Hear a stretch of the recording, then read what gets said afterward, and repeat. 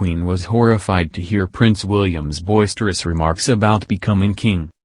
Queen Elizabeth II was not impressed by the poor behavior Prince William was displaying in his early years, a royal expert has claimed. The Queen was appalled to see Prince William was allowed to fight, cry and run around the house despite being second in line to the throne, according to royal author Robert Lacey.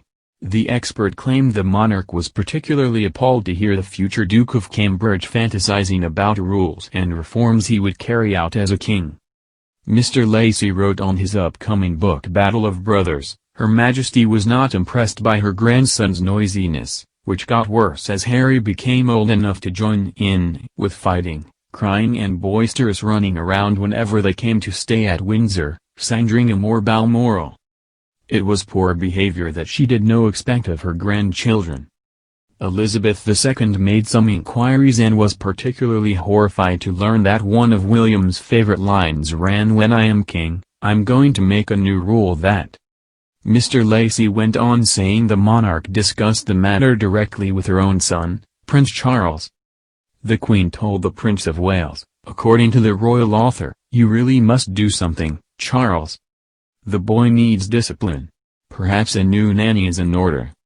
At the time, Prince William and Prince Harry's nanny was Barbara Barnes, to whom the royal children grew so attached as sparked the jealousy of Princess Diana, according to the royal expert.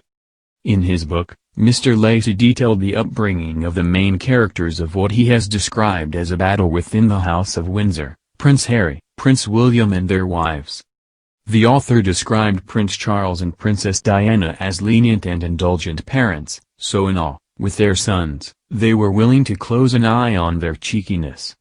Providing a few examples of William's behavior, the expert wrote, William had developed the habit of sticking out his tongue at people as well as wielding his water pistol with gay abandon, squirting at least one guard at Highgrove who remained standing obediently at attention until he was soaked through. Aged 3, William's behavior was still so impressive he had gained a series of nicknames the Queen would unlikely find pleasing, according to Mr. Lacey. He wrote, the young prince had picked up his nicknames of Basher Wills or Billy the Basher when he joined Mrs. Jane Minor's nursery school in Notting Hill, not far from Kensington Palace, in September 1985. Noisy, cheeky and defiant of discipline, Will soon angered his classmates by pushing his way to the front of the dinner queue and getting involved in playground fights. Charles and Diana's eldest son became quieter while growing up, Mr. Lacey wrote in his book, while his bond with the monarch became stronger.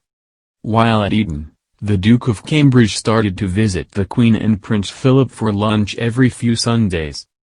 This tradition started out of concern for Prince William's well-being after the crumbling marriage of his parents had become a very public affair. Explaining how Prince Philip pushed the Queen to act in order to support the young prince, Mr. Lacey wrote, the Duke of Edinburgh intervened. Philip shared his wife's concerns and he suggested that she overcome her long-standing aversion to involvement in messy family matters by trying to get closer to this particular boy, who was not just her grandson, but a future inheritor of her crown.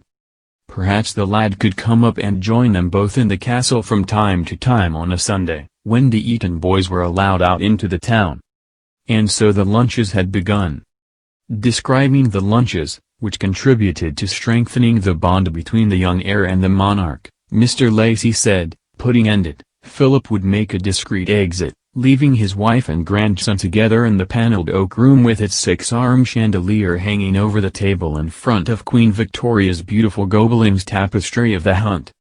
In this splendid and historic but also intimate setting, grandmother and grandson, monarch and future heir, would get down to brass tacks, talking and sharing as only the pair of them could.